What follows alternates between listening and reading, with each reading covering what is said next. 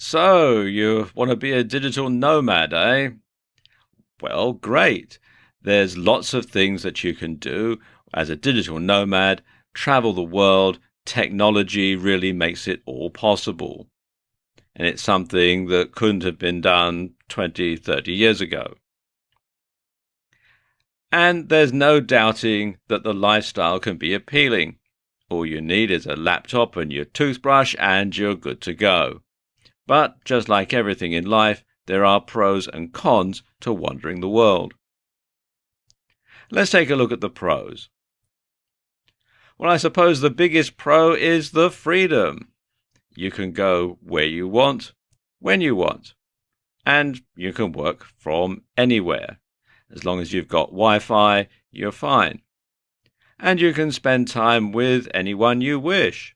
And it's awesome to visit countries and stay longer than just a vacation. And you can do lots of in-depth travel, and you can visit out-of-the-way places, and you can really experience what life is like in another country, and that can really expand your mind. And you can set your own work agenda. When you're a digital nomad, you can work when you like, from wherever you like. You don't have to put up with a bullying boss or moaning co-workers. As long as you've got Wi-Fi, you're good to go. And there's no more commuting. All the travel you're doing now is for pleasure and not a chore. And, of course, you learn to be less materialistic because everything you need fits into your rucksack. You get to visit lots of new, different, and exciting places. And these are places that most people only dream about. And every day is different. There's no routine. You're not tied to a desk or a cubicle in an office. Every day is different. Everywhere is new and exciting because you're seeing things for the first time. And of course, your horizons expand and you get a greater outlook on the world because you become exposed to things that other people in your town, in your family, your friends, well, they just simply don't know about because they've never experienced it. So you become a much wiser person as a result. And you get increased self-awareness and self-development. Because you have to adapt to different environments and people, you're constantly growing and evolving as a person.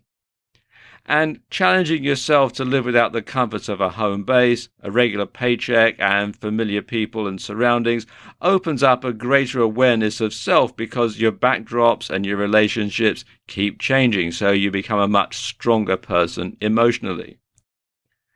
And you learn new skills, and you can take what you've learned on the road and apply it to your daily life when or if you get settled again. Lots of people stay on the road all the time.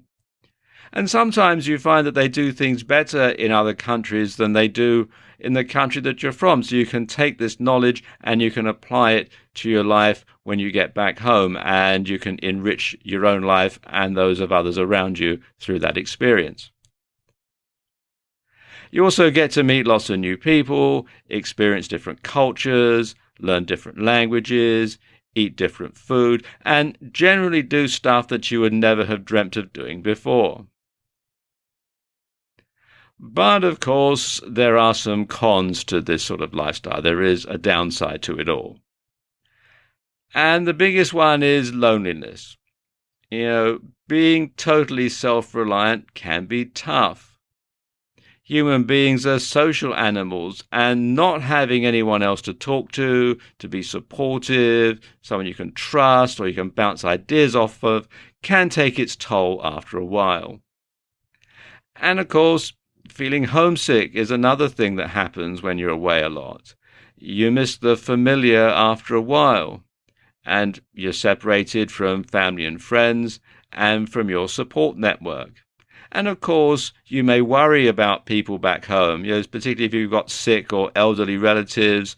People might be in the hospital and you're told they're in hospital and you worry about them and so on. So that can be a big downside if your heart is on one side of the world, but your body is on the other, if you get what I mean.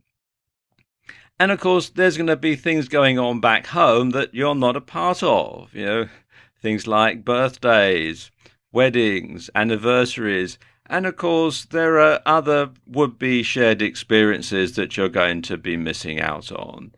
Lots of things that your friends and family are doing, but you're not included, and there'll be memories that they have, which are perhaps quite important to them, that you won't be a part of, and you might feel a bit left out of the whole proceedings. And all this can lead to stress, anxiety, and depression, and that is very common amongst people who are digital nomads. And of course, the world can be a scary place, especially when you're off the beaten track. And you never quite know who you can trust or where you'll be 100% safe. Of course, you can be at the mercy of events, things like bad weather, wars, strikes, banks freezing your account, or even not having Wi-Fi that works can wreck your plans. So, being a digital nomad can be a fantastic lifestyle. But you need to think long and hard before embarking on it and make certain it's for you. Living the life of a digital nomad has its attractions. But before you embark on it, you really do need to separate the myths from the realities. And we're going to talk about that in this video. Now let me just sort of set the scene here. You've downloaded the 4-hour work week to your Kindle, and now you want to live the unfettered freelance lifestyle while traveling the world. Correct? Well, let's look at some of the myths. First of all, the myth is you can work when you like, from wherever you like. Well, the reality is somewhat different, and because you never know where or when your next paycheck's going to come from, you tend to take on as much work as you can when it's on offer because you think that, well, you might not get any more. So, never mind the 4-hour work week, sometimes it feels like a 100-hour work week. And then in between, of course, it's the 0-hour work week, but not because you want to, it's just because you simply don't have any work to do. There's another myth. Traveling is fun. And the reality? Well, yes, it is, to begin with. But just like with everything else, after a while, it becomes a grind. Every airport, every ferry terminal, and every train station gets to look the same after a while. And you've got all the endless security to put up with, you've got all the endless traveling, you've got the different languages, different currencies, and after a while it just gets to be a real grind. Now, there's another myth. You can get by on much less money. Well, that's true because the reality is you have much less money. But that said, you don't have as many overheads or things to spend money on anyway, so the fact that you don't have quite so much money isn't really a big deal. Another myth, wherever you hang your hat is your home. Well, the reality is somewhat different. If everywhere is home, then nowhere is. And I know that sounds kind of strange, but there's a risk that the place where you grew up or where you went to school or where you settled after you finished college will become a foreign place to you as well, because it's going to change, as will you. But quite often changes are subtle, but to you the changes will be more noticeable, and you'll find it harder to settle back in should you want to return.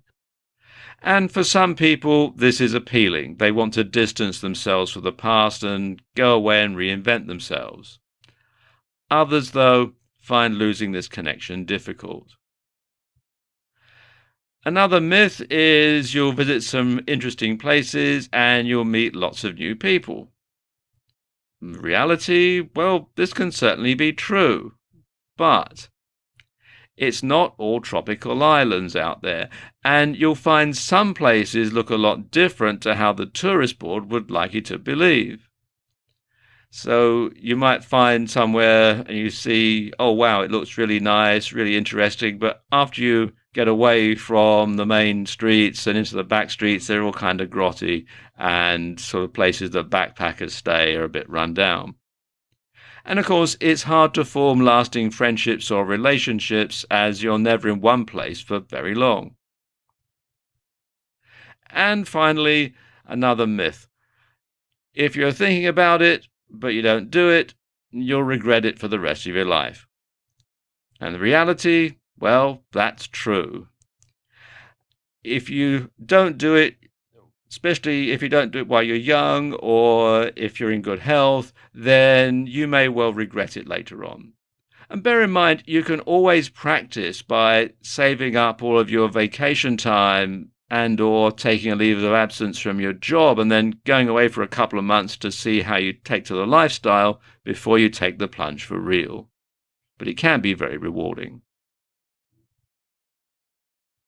Too often, when people decide to live a digital nomad lifestyle, they decide to just simply wing it and go off on a whim. And they think that's all part of the spontaneity of the lifestyle. But there are some things that sometimes digital nomads don't consider. And I'm going to cover the top 6 things in this video. And the first one is having enough insurance. And this is very important, particularly having enough health insurance. Because if you get sick or you have an accident, you'll need to get proper treatment, and that can be expensive. And if you're traveling, you're not just a tourist, then ordinary tourist health insurance may not cover you. So you need to make sure that you are covered for an extended trip.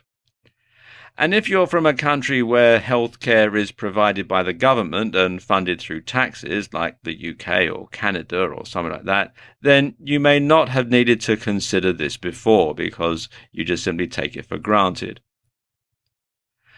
You also have to bear in mind that hospitals in some countries may not be up to the standard of those in your home country. And this is particularly true if you're visiting some of the developing countries out there. And so you do need to make sure that any insurance that you have will enable you to be either brought back home or brought to another country where they do have an advanced healthcare system, where they do have good hospitals where you can get the proper treatment.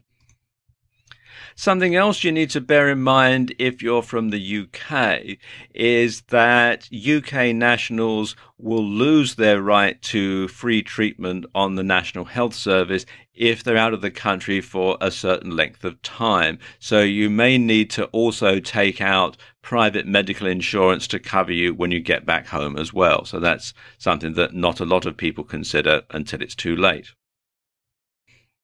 You'll need other types of insurance too. For example, you're going to need car insurance if you're going to be driving. And if you don't have a fixed address, then obtaining this can be very difficult. You're also going to need insurance for your possessions. If your laptop gets lost or stolen, then you could be out of business. You're also going to need insurance to cover you against things like cancelled flights or missed ferries or lost bookings and that sort of thing, especially where you've had to pay up front for these and then they're cancelled and the tour company or the hotel owner just simply shrugs his shoulders and says, oh, well, too bad. Then you might have to take out insurance to cover you against that. Banking can also be difficult when you're traveling, and this is something else that digital nomads often don't take into consideration. You can do all your banking over the internet for sure, but you need to tell your bank where you're going in advance, or they might assume something is fraudulent. If all of a sudden you're from America, but someone's using your card in France, then they might think that perhaps a hacker has stolen your details or something like that, and they'll freeze your account. And then you've got to go through all the steps to get it unfrozen. In the meantime, you haven't got any money. So you do need to take that into consideration. Also, if you're going to use PayPal have a habit of freezing or limiting accounts when they're accessed from a different country. So that can be problematic. And if you've ever tried to get in touch with PayPal, you know that they don't make it particularly easy. So you do have to take that into consideration as well. And you also need to bear in mind that PayPal doesn't operate in every country anyway, so you might not be able to pay for things with PayPal in some countries. Now, while the US dollar is the world's reserve currency, and it's usually easy to convert it into other currencies, some countries have foreign exchange controls or currency restrictions. And this could mean a limit on the amount of dollars that you can exchange for their currency, or a limit on their currency that you're allowed to change back into dollars when you leave. And in some countries, they won't even let you take the banknotes out of the country. So you can literally lose money because they won't let you take it with you. So you do have to take that into consideration and make sure that you're going to have enough money in a local currency for the duration of your stay.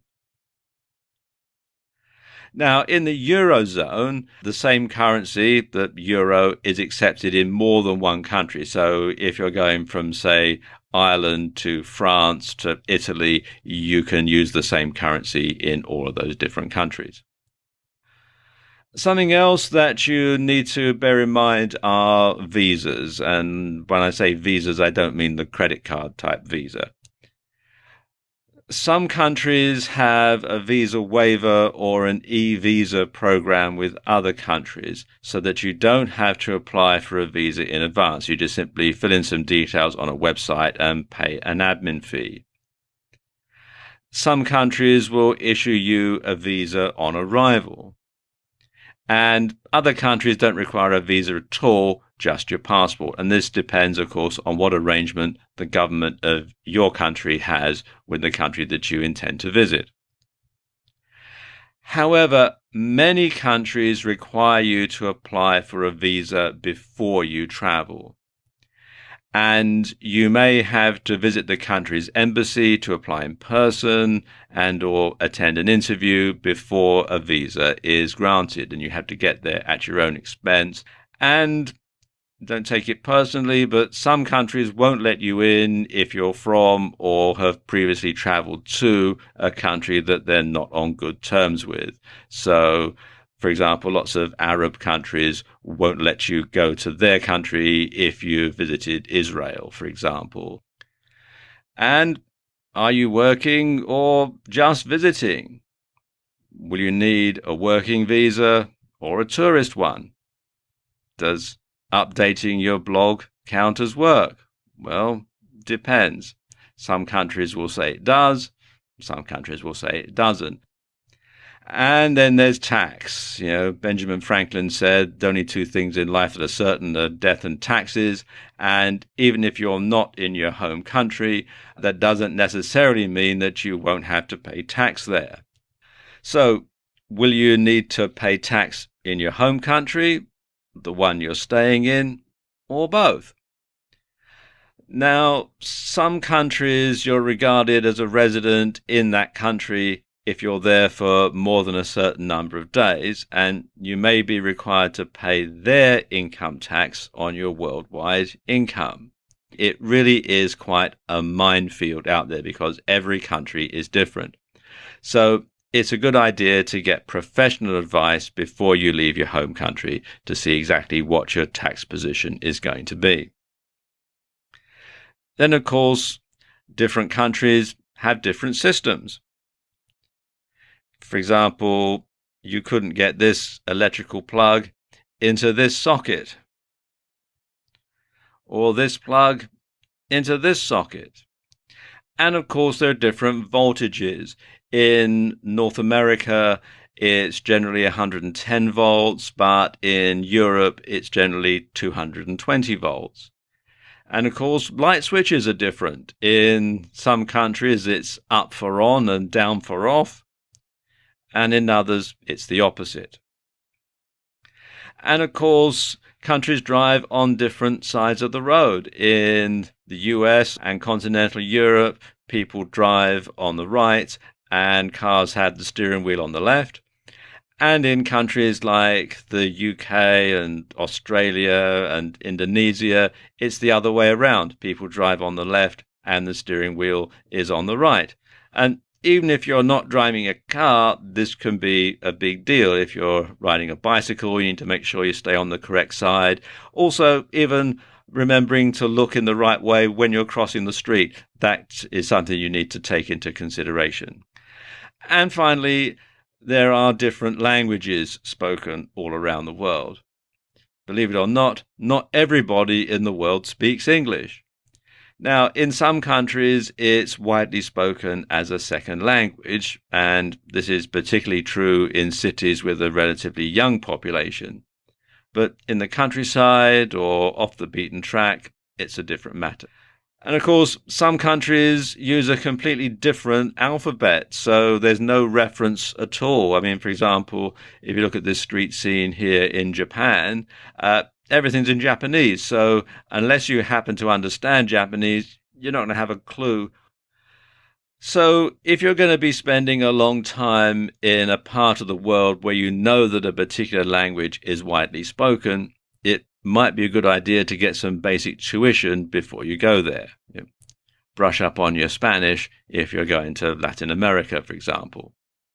So there you go, 6 things that most nomads don't consider, but you should do before you start embarking on this type of lifestyle. The most common way that digital nomads earn money while they're away is by working freelance. And working freelance is great. You can get all your work over the internet, you set your own hours, and all you really need is a laptop and Wi-Fi, and you can simply do the job whenever you get the opportunity or whenever you have a moment, or you can perhaps set time aside to do it. It's up to you. It's a completely free type of lifestyle. So let's take a look at the sort of freelance work that you can do from anywhere. And the first one, and I suppose the most common type of freelance work, is freelance writing. And you can do freelance article writing, freelance copywriting, freelance screenwriting.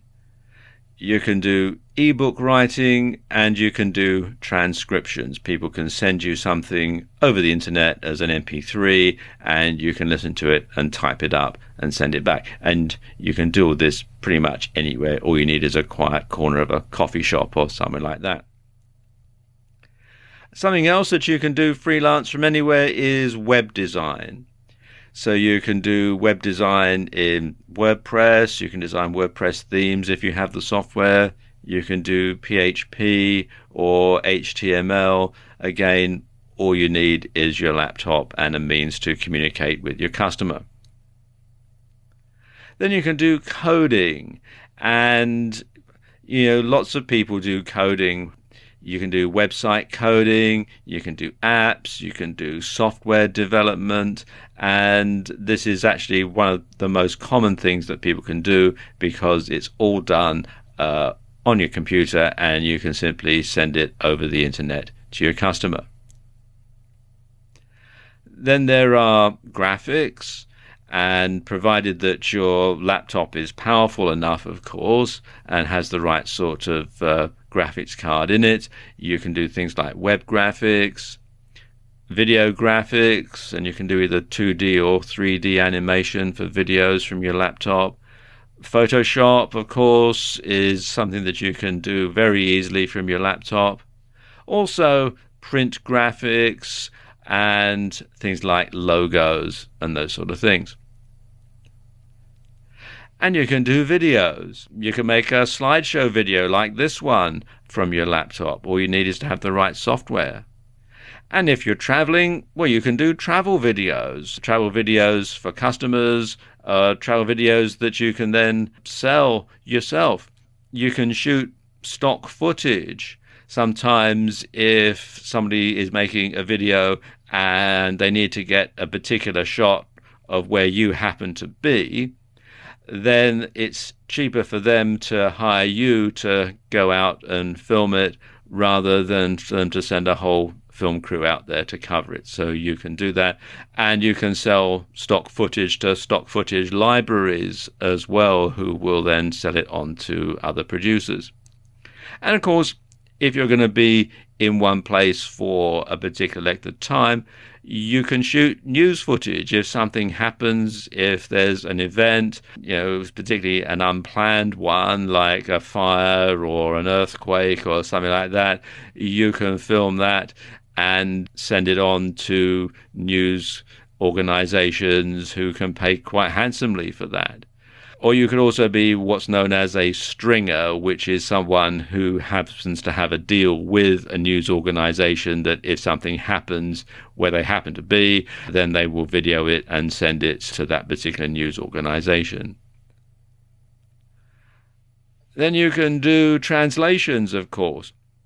And there's several ways you can do this. You can do translations over the internet, where people will send you things to be translated. Or you can do translation locally if you're going to be in one place for long enough and you've got contacts and connections in the town or city or country where you're staying, and you speak the local language. You can translate from the local language into English and vice versa. And this can be either written or oral translation. Now, there are a few different sites where you can look for freelance work. And the first one is Upwork, which you can find here at upwork.com. And it explains how it works here when you click on this link.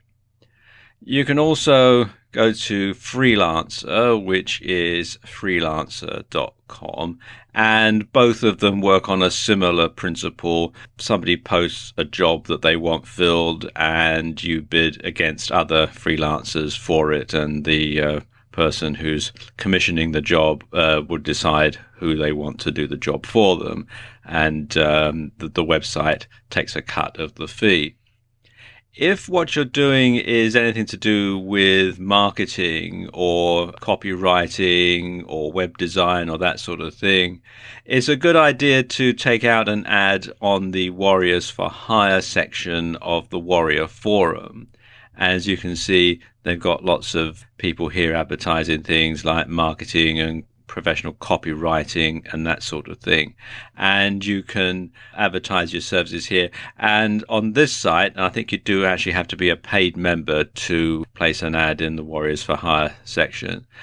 And on this site, you basically advertise your services and the buyers come to you rather than you having to bid on a job that other people are competing against. So just a few ways that you can find freelance work while you're on the road. A great way for digital nomads to make money is via a blog. Now, for the uninitiated out there, what is a blog? Well, Wikipedia defines it like this. A blog, a truncation of the expression weblog, is a discussion or informational website published on the World Wide Web consisting of discrete, often informal, diary-style text entries known as posts. Posts are typically displayed in reverse chronological order so that the most recent post appears first at the top of the web page. Many blogs provide commentary on a particular subject or topic, ranging from politics to sports. Others function as more personal online diaries, and others function more as online brand advertising of a particular individual or company. A typical blog combines text, digital images, and links to other blogs, web pages, and other media related to its topic.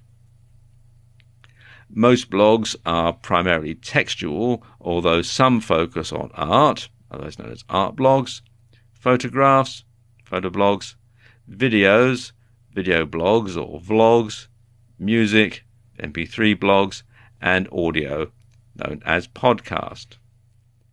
Now, the most popular platform for blogs these days is WordPress. And WordPress is a free open source blogging platform, and there are several ways that you can access it. You can download the software from WordPress.org. Be sure to go to WordPress.org rather than WordPress.com. I'll explain why in a moment.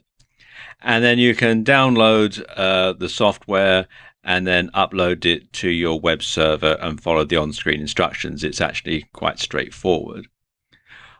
Or with most web hosting accounts, you can actually install it from within cPanel. If I just scroll down here a bit, you'll see that this particular hosting package has Softalicious Apps Installer, and you can install WordPress and just simply follow the on-screen instructions. It'll install it very, very easily. Or if you want WordPress to host your blog for you on their server, then you can come here to WordPress.com and simply click here on Get Started. Now, if you're going to monetize your blog, it's probably best to host it on your own hosting, and you can use your own domain name and so on. WordPress does tend to take a rather dim view of commercial blogs hosted on their servers. Regardless of how you do it, once you've got it installed, it'll look a bit like this, and you can click here on Post and then add a new post and start updating your blog. Now, of course, having a blog is one thing, making money from it is something else. So let's look at some of the different ways that you can monetize your blog. And the first way is via Google AdSense. Now, Google AdSense is a bit like Google AdWords, you know, the small ads that appear down the side of the search engine results pages in Google. But with Google AdSense, advertisers pay you to put their ad on your blog. So every time someone clicks on an ad, you get paid. You don't get paid very much, but it is a truly passive income. All you have to do is provide relevant content and drive the traffic, and Google will take care of the rest. And to find out more, go to google.com/AdSense, and you'll be redirected to this page where you can sign up and also read more about how AdSense works. Now, there are other sources of advertising as well. One is banner ads. Now, these aren't as popular as they used to be, but they're still worth considering. And basically, with a banner ad, somebody will pay you to put their banner on your blog, advertising their product. And payment can be either a set amount, or it can be so many times that it's displayed, or it can be however many times it's clicked through. And you can actually have banner ads under the AdSense program as well. Another way is to do paid reviews. This is where somebody will pay you to do a review of their product or service, and then you post that review on your blog, and then there's a link at the bottom where people can go and buy the product or service from the vendor. Or you can sell your own classified ad type advertising. You do need to make sure that you're getting a lot of traffic in order for this to really be viable. Another way that you can monetize your blog is by selling affiliate products. And this is, I suspect, the most popular form of monetization for blogs. Basically, you send traffic from your blog to a merchant's website. The customer will then buy the product and you get paid a commission. And this can be as much as 100% on some digital products. The easiest way to make affiliate sales is to write a product review, where you write about the product and then you include a special affiliate link at the end of your review where people can go and buy that product, and of course you'll get the commission. And it's a good idea if you purchase the product yourself first so that you can give an honest, fair review. And this adds weight and credibility to your review. And when you do this, after a while, you'll come to be regarded as an expert in the field, and people will take your reviews seriously, and they'll seek out your blog to read your reviews before they actually buy a product. And finally, there's the Amazon widget. Now, these are devices that enable you to sell products from Amazon right from your blog. And as you can see, there are a number of different Amazon widgets. You've got the deals widget, search button. There's the carousel widget, which has a number of different products being advertised at any one time. There's a slideshow. There's a whole lot of different stuff here. And once you're signed up for Amazon Associates, you can build these very easily and get the commission every time. So there you go, just a few ways that you can monetize your blog to get extra income from it. A good way to make money as a digital nomad is through affiliate marketing. And I'm going to give you the basics in this video. The way that affiliate marketing works is like this. First of all, you drive traffic to your website where customers can click a special affiliate link which takes them to the merchant's website. The sales page on the merchant's website does all the selling. The customer buys. The commission is deducted by the payment processor and paid to you, and this can be either instantly or after a period of time has elapsed, depending on which affiliate network you're with. And then you basically rinse and repeat the whole process. Now, this is what a typical affiliate link looks like. This is one for ClickBank. And you can see there's lots of code. And what this does is it works with a cookie that is placed on the visitor's computer. And the two of these tie together to make sure that the software back at ClickBank, or whichever affiliate network you're with, knows that this particular visitor has come via your link and that you get the commission. So if they come via somebody else's link after they've been via yours, or if they go straight to the site again, you're still going to get the commission. So it's very important that you make sure that your affiliate links are copied and pasted accurately, otherwise you could lose your commission.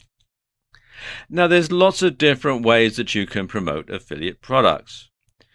Probably the easiest way is via your blog, and you can do this either via product reviews, and it's a good idea if you've actually bought the product yourself before you do a review, because then you can do an honest and accurate one, or by articles on your blog where you perhaps highlight certain passages of text that relate to the item that you're promoting, so people can then click on that link and go to the affiliate site.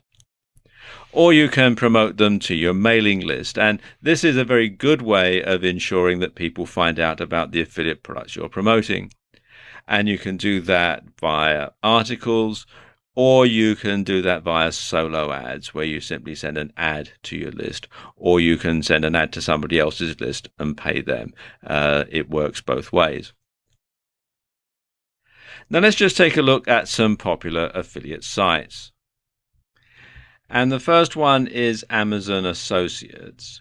And with Amazon Associates, you can sell items from Amazon's website.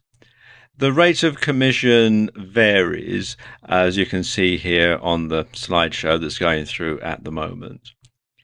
And basically, you can have all sorts of different widgets and different banners. They make it very easy for you to sell via Amazon. And you can find out more at affiliate-program.amazon.com. And there are also regional variations. So, for example, there's a UK version, and you've got Germany and France, Brazil, Mexico, etc. And there's ClickBank, which you can find out about at clickbank.com. And ClickBank is probably the longest standing affiliate program out there. Originally, it was just for downloadable digital products like ebooks, but now you can sell all sorts of other stuff via ClickBank. And the rate of commission does vary, and it can be actually as high as 90% on some of the digital products. And you can find out more and sign up at clickbank.com.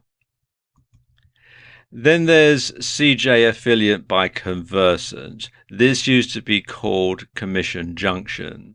And it works slightly differently from the last two insofar as CJ Affiliate coordinates affiliate programs for lots of offline companies or offline companies that have their own online websites for sales. And it's a two-step process really when you sign up with CJ. You have to sign up and be accepted by CJ. Then you have to be approved by each individual site that you want to sell through. So it is a two-step process. And the rates of commission do vary because they are set by the individual companies. And you can read more at cj.com. And finally, there's JVZoo. Now, JVZoo is great because it works in conjunction with your PayPal account. And you can actually get instant commissions on stuff that you can sell via JVZoo. And the commissions can be up to 100% on some of the digital products. So it's well worth looking at JVZoo. And it's very easy to sign up as well. Just simply come to jvzoo.com. Click here where it says sign up, and then you simply register here. It's all very simple, except the terms of use and affiliate agreement and the PayPal terms of use. Click on register and you can start selling within a few minutes. In this video, I'm going to talk you through 5 tools that every digital nomad needs. And the first one is a decent quality laptop. Now, this will be the most important tool in your toolbox, so don't skimp on this. And it's a good idea to stick with a well-known brand, as this will make it easier to get it repaired if it breaks, which does happen sometimes. Now, your laptop computer needs to be robust. It needs to be lightweight and portable because, after all, you're going to be carrying it around all the time. It needs to have a long battery life because you might not be able to plug it in, especially if you're traveling. It needs to have good storage or hard drive space. And this is very important because you may need to store everything on your computer for long periods of time because you might not be able to rely on Wi-Fi everywhere. So you do need to make sure that you've got that capacity on hand. Mac, Windows, or Linux/Chromebook? Well, that's up to you. And it depends a lot on your personal preference and what you intend to use it for. Macs are more sophisticated and better for graphics, but they're also more expensive. Windows laptops have more variety and there's more software available, especially now Windows 10 has come out. And Chromebooks are cheaper, but they're of limited use. But if you're going to be doing lots of writing on the road and not a lot else, a Chromebook could suit you down to the ground. Now let's take a look at some good laptops that are recommended for nomads. Now I'm using Amazon.com for all this, but it's a good idea to shop around and find the best deal in your country or where you happen to live, because you might be able to find a very good deal out there. Okay, let's look at some of the computers here. If you're looking for just a basic Chromebook, then something like the Acer is very good. As you can see, it's quite reasonably priced, and it has quite a good Intel Celeron quad-core processor, and it's nice and light. And if all you're going to do is word processing and checking your emails and maybe watching the odd video, then this is perfect for that particular purpose. You want to go up a bit more, then the Microsoft Surface Pro 4 is probably a very good thing to get. As you can see, it's got an i5 processor, 4 gigabytes of RAM, and 128 gigabyte hard drive. And you can see it is actually a bit more expensive, but again, very good value when you consider exactly what it is that you're getting. If you need to do some fairly heavy duty works on the road, then a proper, as I call it, a proper laptop is probably the best thing to get. Something like the Apple MacBook Air or the Dell Inspiron 7000 series. All work very well, and they're all quite robust and can handle all sorts of stuff from writing to graphics to video editing and that sort of stuff. You'll also need a good smartphone. And the reason for that is there are many apps that can make life easier on the road.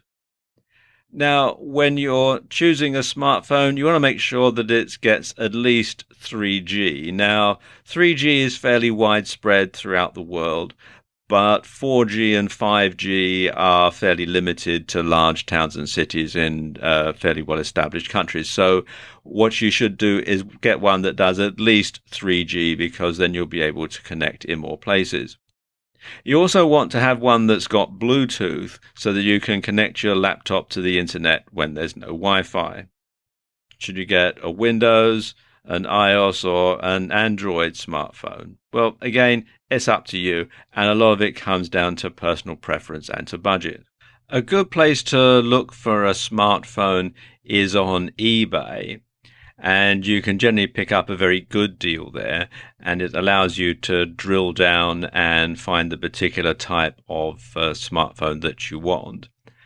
Now, when you do buy a smartphone, be sure to get one that's unlocked, and that means you're not tied to any particular network. And this can come in very handy if you're going to be in a country for any length of time. You can get a SIM-only deal or a pay-as-you-go SIM for making local calls and receiving local calls, and you can actually redirect your main number through to your new local number, and it can work out quite economical that way. You're also going to need a backup drive, and this is important that you have this and keep it separate from your laptop, because if your laptop breaks or gets lost or stolen, then you won't lose all your data. And you also want to back up programs as well, so it's a good idea to get one that's got a pretty decent storage capacity. Again, eBay is probably the best place to look for this piece of kit. Be sure to get one that you can power from the USB port. That way you don't have to worry about having the correct power transformer or that sort of thing. You might also want to consider cloud storage. Now, with cloud storage, your most important files can be kept completely separately from your laptop. And it's also easy to deliver work to clients that way, because you can simply give them the link on your cloud storage and they can download it at their leisure. There are a number of different cloud storage facilities out there. Probably the most popular one is Amazon S3, and you can find out more at aws.amazon.com/S3. It does come with a certain amount of free space, which is generally all right just for passing on docs or for backup storage. After that, you do have to pay, but the pricing is quite reasonable, and you can host it in different countries as well, depending on where you're traveling. So you can have it in Ireland or Australia or the US, so it is quite flexible in that way. Then we have the Microsoft Cloud, which you can find out about at cloud.microsoft.com. Again, both free and paid for versions of this. And this does sometimes come as an add-on with Microsoft Office 365. So if you have that, you might already have Microsoft Cloud. Then there's G Suite by Google Cloud. This is a paid-for service, but as you can see, the prices are very reasonable. And also there's Google Docs, which is good for sharing documents. So if you're writing, then you can simply upload it to Google Docs and share it with your client that way. And this particular service is free. And finally, you want to get some downloadable software or software that's accessible online. And again, if something happens to your laptop and you lose all the software as well, you don't have to carry around backup disks with you, you don't have to carry around the DVDs, and you can simply update the software all the time.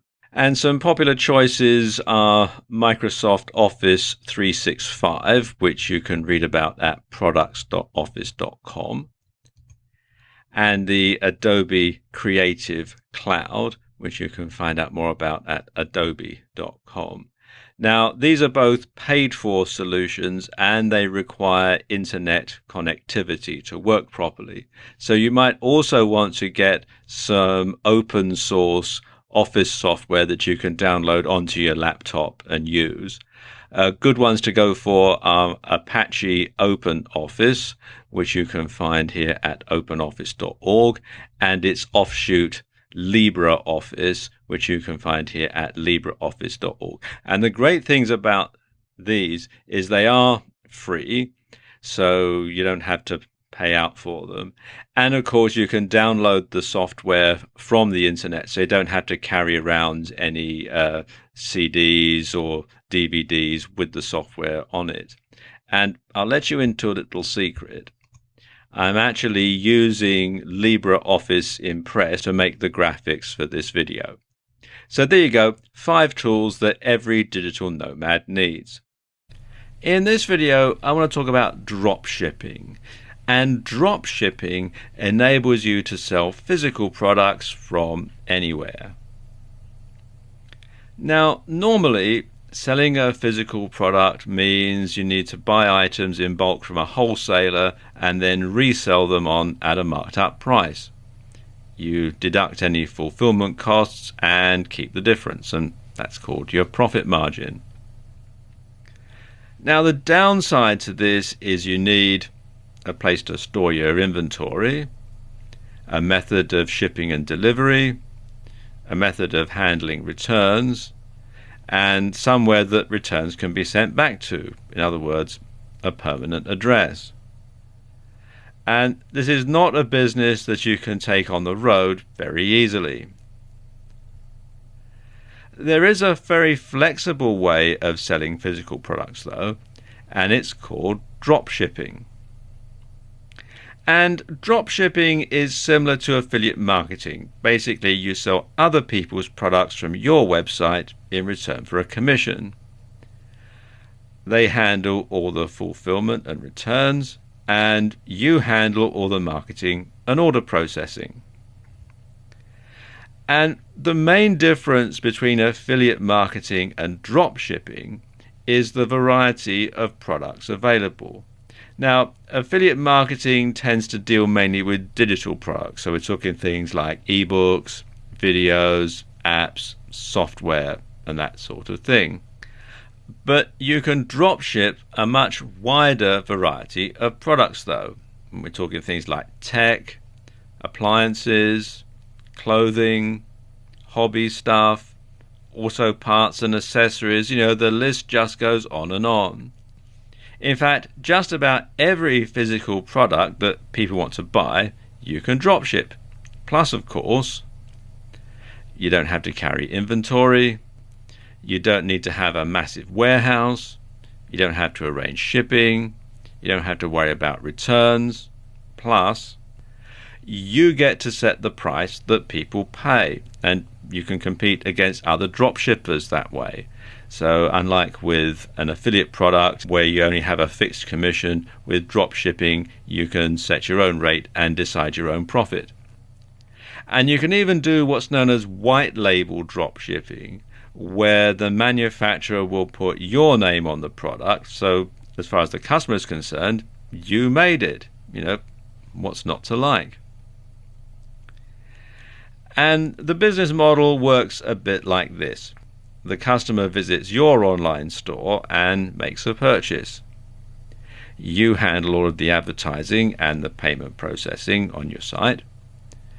You then pass the order on to the wholesaler. Now, sometimes you'll pay the wholesaler with the order, and other times the wholesaler will invoice you. It depends. The wholesaler then sends the item onto the buyer and handles any returns. And as far as the buyer is concerned, they're dealing directly with you. The wholesaler or the drop shipper is a silent partner in the whole arrangement. Okay, so how do you go about finding drop shippers or companies that handle drop shipping? Well, there are a few different companies online that can help you out here. Probably the best known site for linking drop shippers and suppliers together is Alibaba, which you can find out more here at alibaba.com. And this is a great site because it has all sorts of different industries listed. And oftentimes you can order stuff directly from the manufacturers in China and elsewhere and get it sent out. And they continue to evolve the site, and it really is well worth a visit. Other than that, you can do a search in Google for whatever the niche is plus drop shippers. I'm using clothing for this demonstration, but it can be anything you like really. And then you'll find lots of different drop shippers in all sorts of different places that you can then liaise with directly. Now let's talk about how you go about selling your dropship products. There's a couple of ways that you can do this. You can either sell via your website or blog, or you can sell on sites like Amazon or eBay. If you're going to sell via your own website, then a good combination is WordPress and the WooCommerce plugin. And what this does is it basically converts your WordPress blog into an e-commerce platform. And it does actually have a setting for drop shipping. And you can find out more at the WooCommerce website, which is woocommerce.com. And there are free and paid for versions. You can actually install the free version from within WordPress itself. Just go to plugins, do a search for WooCommerce, and then you can simply click on the button to install it and follow the on-screen instructions. It's actually quite straightforward. Now, unlike selling affiliate products, you're not sending customers to somebody else's site to process the sale. And you can sell more than one dropshipper's goods in a single transaction. It all goes in the same shopping cart and gets checked out in a single payment, and you can do that on WooCommerce very easily. Another option is to sell on eBay, and lots of dropshippers sell on eBay. In fact, you'd be surprised at the number of items that are for sale on eBay that are actually being dropshipped. And a good way to find out is to see if the same product, the exact same product, keeps showing up under different listings with different prices but looks suspiciously the same. For example, I recently bought this toolkit. You can see here, 35-piece torque bit and e-socket set. And you can see it's there. And if I scroll down, you can see it's there. And it's there. And this looks suspiciously the same, but is in a different color packet. And so on. So I would hazard a guess that all of these are actually being drop shipped by these various different merchants. And the thing about selling on eBay is, of course, eBay handles all of the processing for you. All you've got to do is place the order with the drop shipper. Now, the great thing about running a drop shipping business is nobody need know that you're on the road. You can set up a mailing address to go on your site, and if you're young and still live at home, you could probably use your parents' address, and you can add a Skype in number to handle inquiries, so people can dial a local number. It's routed over the internet via Skype to your smartphone, and you can answer it just as if you were in the city that they think they're dialing. And of course, if you're selling via eBay or Amazon, all the communication, all the payment processing, etc., is all handled by the site anyway. So there's no real tie between you and the business. It's very, very fluid indeed. And you can keep running the business as a sideline or even as a full-time business if or when you become more settled. Or you can even get the business up and running before you leave and while you still have a steady income from your job. So it's a very, very flexible way of making money on the road. In this video, I want to talk you through getting a residual income while you're on the road, because there will be times when you're traveling and you're not able to do any freelance work, you're not able to do any drop shipping or anything like that. So you want to make sure that you do have some cash coming in. And of course, the more money you have coming in without you actually having to work for it, the more free time that you've got to spend enjoying life out traveling the world. Now, traditional forms of residual income come from investments, things like savings, stocks, bonds, certificates of deposit, otherwise known as CDs. But you do need to have a lot of money to invest in these schemes in order to get a decent return. And all around the world now, savings rates are at rock bottom. So the return on your investment isn't going to be particularly high if you do it this way. Of course, if you have a house, you can always rent it out while you're away. After all, you're not going to be living in it. But you do need to make sure that you're properly covered with things like insurances. You want to make sure that you have an agent, and of course they're going to charge fees to do all this. Plus, of course, if you have a mortgage on your property, you have to tell the mortgage provider. They might wish to switch you over to some other type of mortgage, a buy-to-let mortgage, for example, which might not be so advantageous. It might mean that your payments go up, etc. So you need to think of a way of making money online that requires minimal input from you. And the first thing that comes to mind is a membership site. And membership sites are very popular. And what you have is a membership site on a particular topic or niche. People pay a subscription and get access to information on the site.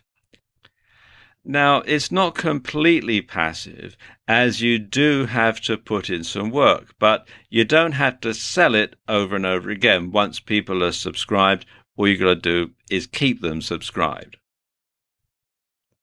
Now, your membership site could contain articles, videos, software downloads, etc.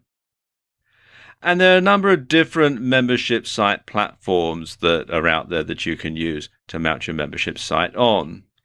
If you're going to base your membership site on a WordPress platform, there are a number of different plugins you can get. Some are free, some are paid for, others have a free version and a paid for version. Some good ones are Paid Membership Pro, which you can find out here at paidmembershipspro.com, or probably the most powerful one and the most popular one is S2 Member, and you can find out more here at s2member.com, or you can do a search from within the WordPress dashboard itself. Just come here to plugins, type in membership site, and you can see there are a lot of different ones that you can choose from. Whatever platform or format you choose, make sure your membership site has a forum.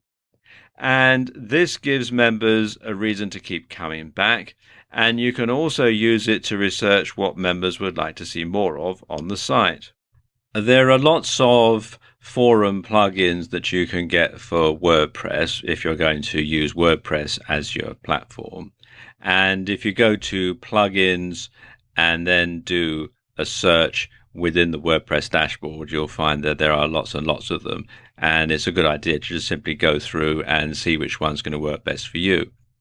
Another thing you might consider is to make your entire membership site a forum. And this is done very well by the Warrior Forum. This is an internet marketing forum. And the way that they do it is you've got free and paid for memberships and various levels of payment memberships. And so you can have a discussion, you can go and read it for free. If you want to post something on there, you have to become a member. There are various levels of membership, like I said. You can also advertise on the site. And while I wouldn't recommend trying to duplicate the Warrior Forum in the internet marketing niche, because it is the probably the most popular site in the niche, this sort of business model could work very well in some other sort of niche. Another option is to become a website hosting reseller. Now, this is more passive than a membership site.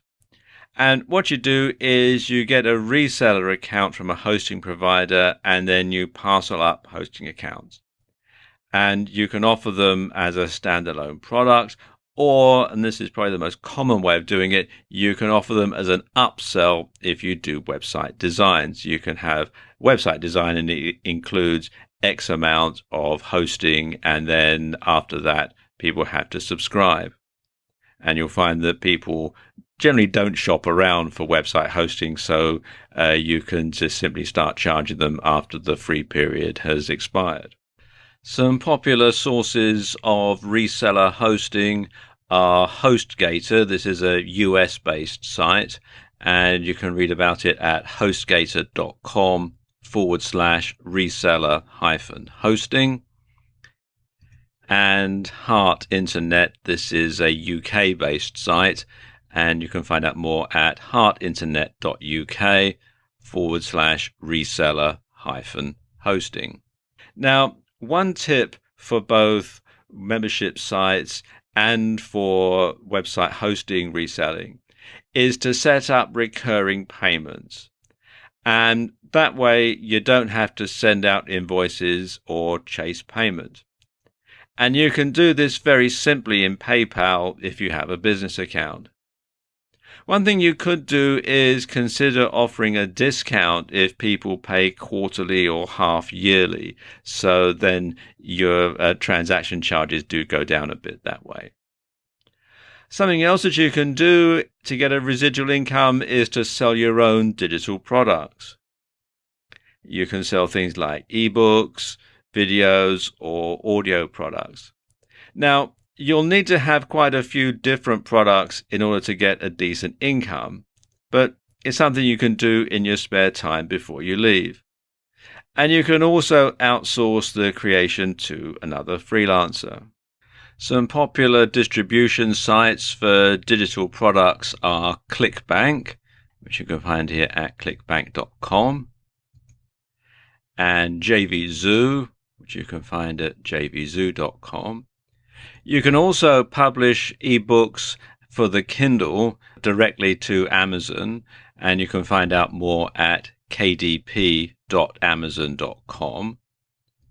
And finally, you might also want to combine your text and videos, etc., into a course, and you can distribute those at Udemy, which is udemy.com. And of course, you can always turn your digital product into a physical one.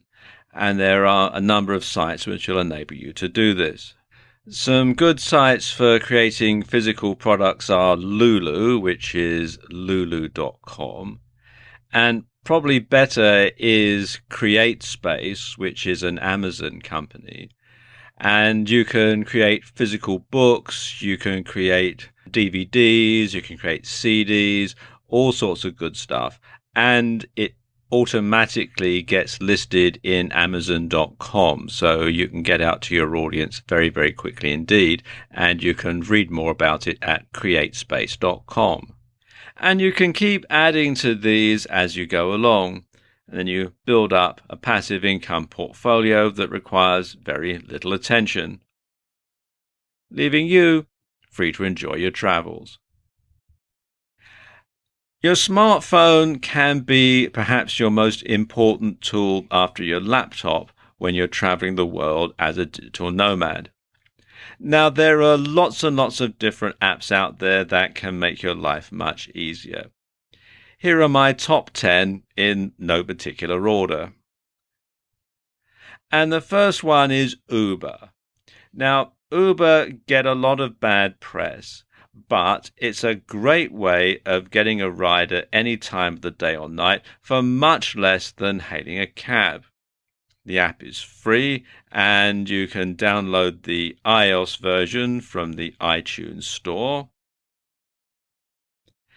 and the Android version from Google Play.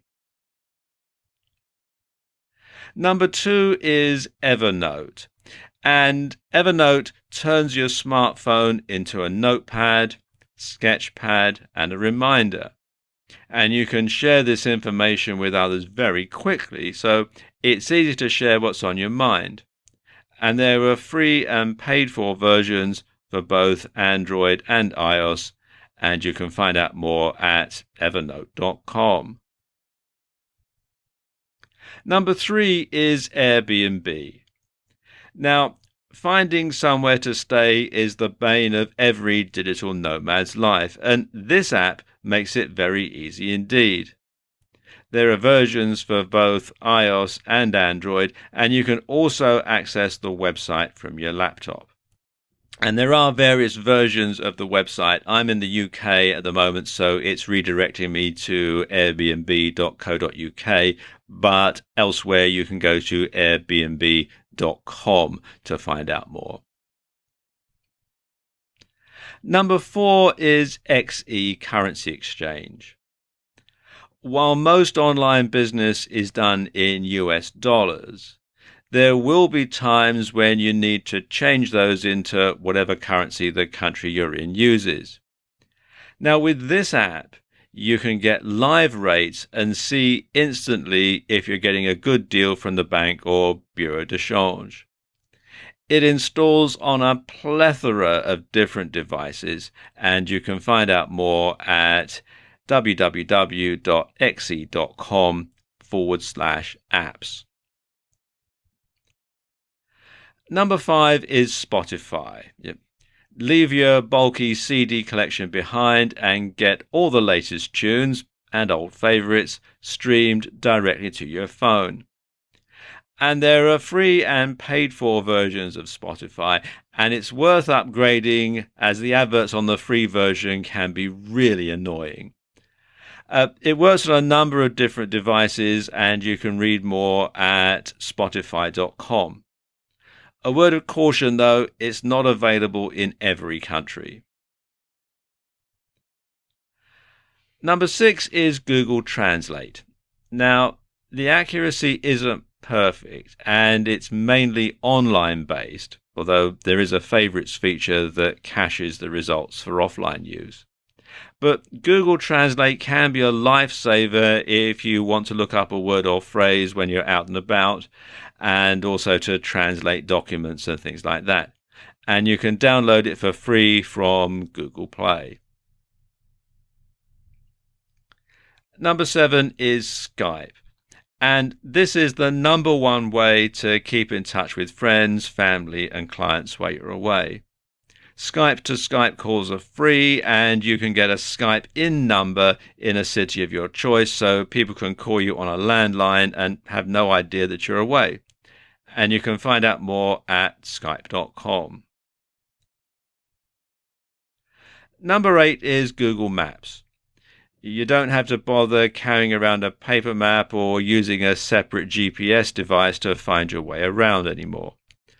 And often, Google Map has many locations that Apple's map offering doesn't have yet, especially outside the major Western destinations. And it includes a lot of things like real-time traffic, bus timetables, and a whole lot more. And it's free for Android and iOS and can be downloaded from Google Play. Number 9 is Pocket, and this helps you to stay focused on your tasks. If you find an interesting article, you can save it for later and read it offline whenever and wherever you have time to. It also removes the annoying ads and just saves things in plain text. There are free and paid-for versions for iOS, Android, and Kobo, and you can also get a Windows version for your laptop. And you can find out more and download it from getpocket.com. And last, but by no means least, is Yelp. And this is a great app for finding restaurants and other businesses. It works best in the US, although it also has content for Canada, the UK, Australia, and parts of continental Europe. Just type in what you're looking for, and Yelp taps into your mobile device's GPS powers to tell you the closest places to find it. And it's a real time saver. And it's available for iOS and Android and can be downloaded from Google Play. So there we go, 10 apps that you can use to help you on the road, and there are a whole lot more out there, but this is just my top 10.